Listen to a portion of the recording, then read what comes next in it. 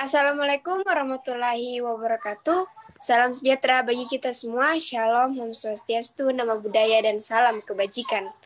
Kami dari kelompok 7 akan membawakan materi dan memaparkan hasil diskusi kami mengenai hukum dan HAM penjatuhan pidana mati bagi terpidana narkotika yang akan dibawakan oleh kelompok kami, yakni kelompok 7, yang dimana ada anggotanya Aulia Nur Afifah sebagai pemateri, Andi Icianti sebagai pemateri, Nabila Alifa sebagai pemateri, saya Marhani sebagai moderator, dan Julianus Panca sebagai pemateri. Untuk mengefisienkan waktu, saya mempersilakan kepada saudari Icianti untuk memaparkan materi yang pertama. Kepada saudari, saya persilakan dengan hormat. Baik, terima kasih moderator. Materi pertama adalah mengenai tentang pandangan HAM mengenai hak untuk hidup manusia. Pasal 3 Deklarasi Hak Asasi Manusia 10 November 1948 merumuskan setiap orang berhak atas penghidupan, kebebasan, dan keselamatan individu. Rumusan ini menggariskan suatu prinsip utama dalam hak asasi manusia, yaitu bahwa tidak seorang pun dapat dicabut hak kehidupannya atau nyawanya secara sewenang-wenang. Menurut ketentuan dalam pasal 6 dari Konvenan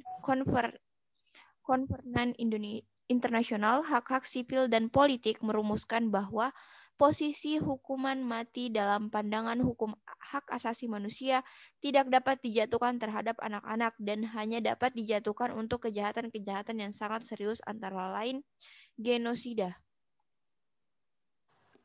Selanjutnya mengenai tentang pandangan HAM mengenai hak untuk hidup manusia, yaitu adalah berdasarkan Resolusi 2857 tahun 1971 dan Resolusi 32/61 tahun 1977, di mana PBB mengambil langkah mengumumkan penghapusan pidana mati sebagai tujuan universal yang ingin dicapai, meskipun secara terbatas diberlakukan untuk beberapa kejahatan. Beberapa konvensi regional yang juga mendorong upaya penghapusan pidana mati antara lain yaitu Konvensi Eropa tentang Perlindungan Hak Asasi Manusia dan Kebebasan Dasar Pasal 2, Konvensi Amerika tentang Hak Asasi Manusia Pasal 4. Selanjutnya, saya kembalikan kepada moderator.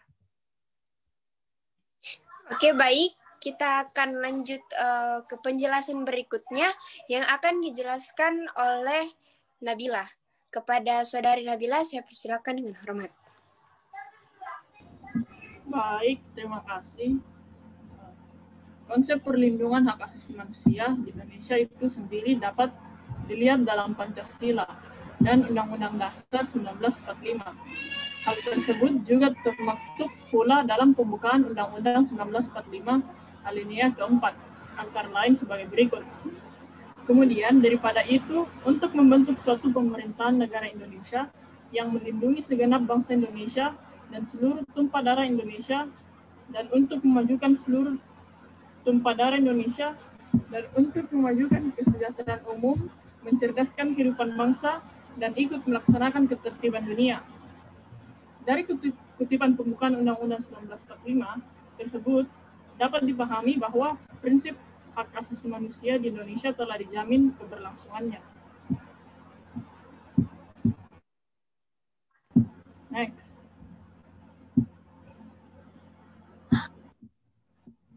Selanjutnya, pandangan perlunya penjatuhan pidana mati terhadap pengedar narkotika. Untuk mencegah dan memberantas peredaran gelap narkotika secara lebih efektif, disalurkan dan diwujudkan oleh wakil-wakil rakyat di DPR dengan mengganti Undang-Undang Nomor 22 Tahun 1997 dengan Undang-Undang Nomor 35 Tahun 2009 tentang narkotika. Adanya ancaman pidana mati dalam undang-undang ini menunjukkan keseriusan pemerintah dan DPR untuk memberantas peredaran gelap narkotika. Terima kasih. Selanjutnya akan dijelaskan oleh saudara Aulia. Kepada saudari, saya persilakan dengan hormat.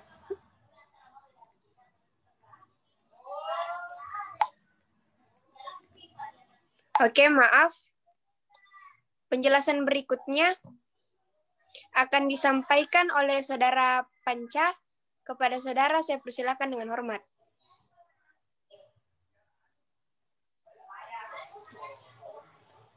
Panca. Baik, terima kasih. Adapun yang menjadi alasan mengenai pentingnya penjatuhan pidana mati tersebut untuk diberlakukan terhadap terpidana mati narkotika antara lain sebagai berikut. Yang pertama, seandainya pidana mati tidak diterapkan terhadap terpidana narkotika, dikhawatirkan perkembangan jaringan atau sindikat pengedar narkotika tidak dapat lagi dibatasi karena peredaran gelap narkotika dapat merusak tatanan masyarakat, merusak generasi muda, sehingga adalah wajar apabila dijatuhi pidana mati. Yang kedua, pidana mati sangat dibutuhkan dalam era pembangunan terhadap mereka yang menghambat proses pembangunan. Mengedarkan narkotika dapat diartikan menghambat pembangunan oleh karena sifatnya yang merugikan dan merupakan bahaya yang sangat besar bagi kehidupan manusia, masyarakat, bangsa, dan negara, serta ketahanan nasional Indonesia.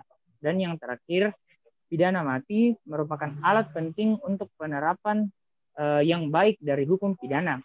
Oleh karena kemanfaatannya sebagai alat penguasa agar norma hukum dipatuhi.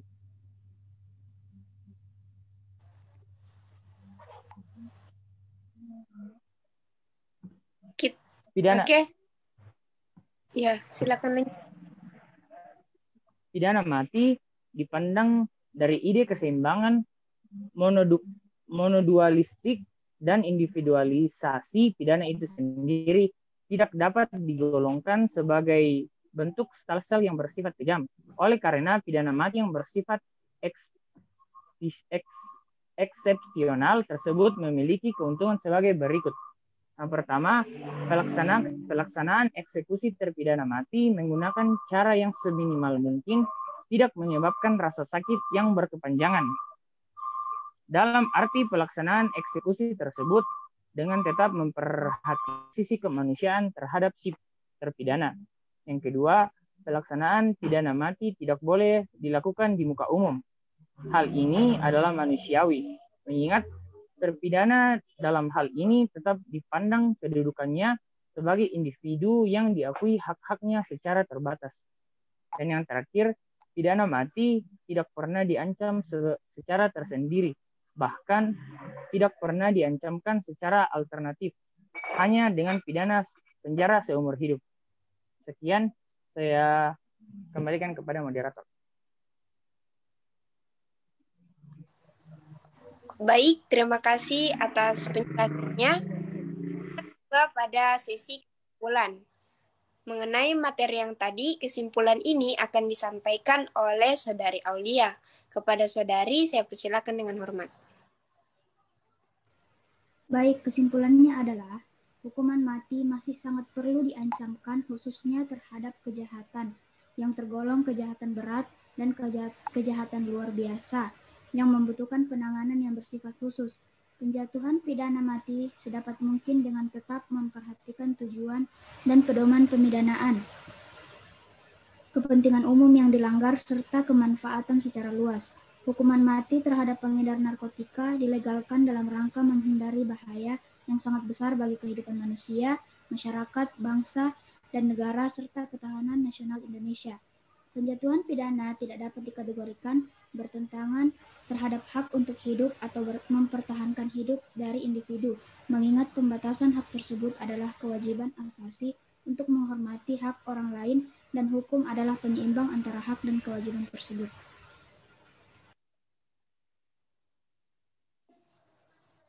Baik, itulah hasil pemaparan diskusi kami mengenai hukum dan hak asasi manusia penjatuhan pidana mati bagi terpidana narkotika.